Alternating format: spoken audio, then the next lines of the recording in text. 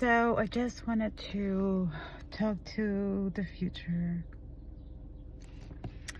in my family, so my granddaughters, beautiful babies of the world.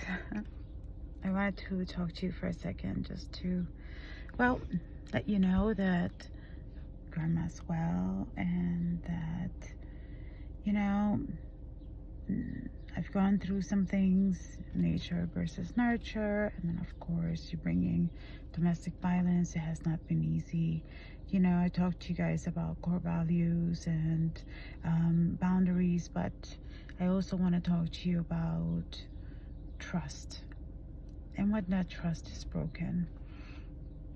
Specifically to the women in my family, when you go through a relationship, you bring your whole self to the relationship, meaning you bring your 100% of yourself and then you put in 50% of the relationship.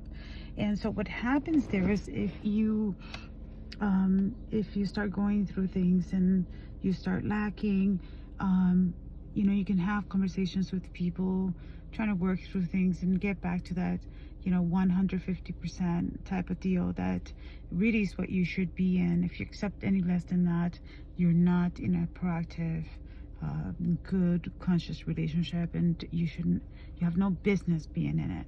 But more so, first, I never want you to be afraid of losing someone, because it will be worse losing yourself. And we've worked so hard to change our DNA in the future that I don't think you really need to go through that ever again. But if you learn from me, I think that we can build better women in our families.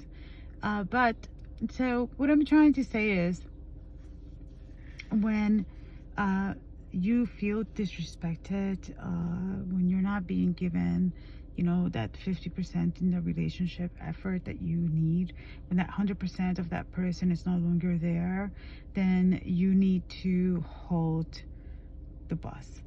Honestly, you need to not drive any further, not pass go, don't collect, don't nothing. Do not agree to disagree. Do not,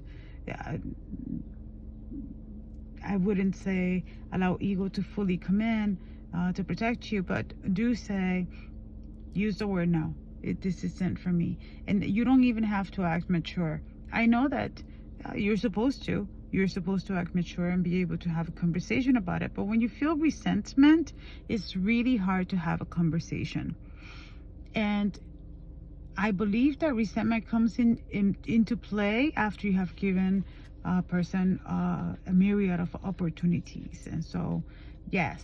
So by the time you feel resentment, it's probably not a good relationship for you to be in anyways. It's not a place where you may want to continue to cultivate, because it is lacking somewhere. And so if it's lacking, why are you there? Why are you? And as I ask myself this, I ask you this because there is no reason for us to be suffering of any of this in the future, when we are very resolved in understanding how people are. Make yourself the priority. I say this to myself and I say this to you. And hopefully you'll learn from Grandma. The Grandma Chronicles. And understand that no matter what life stage you're in, and there's 8 life stages per Eric Erickson, you can look at that, maybe one day I'll talk about it. But what I'm saying is that it doesn't matter. So I am closer to an age where whatever I am cultivating should really yield me something. But if it's not yielding me anything positive, then why am I in it? I am not going to allow myself to live in a place where hurt and resentment live.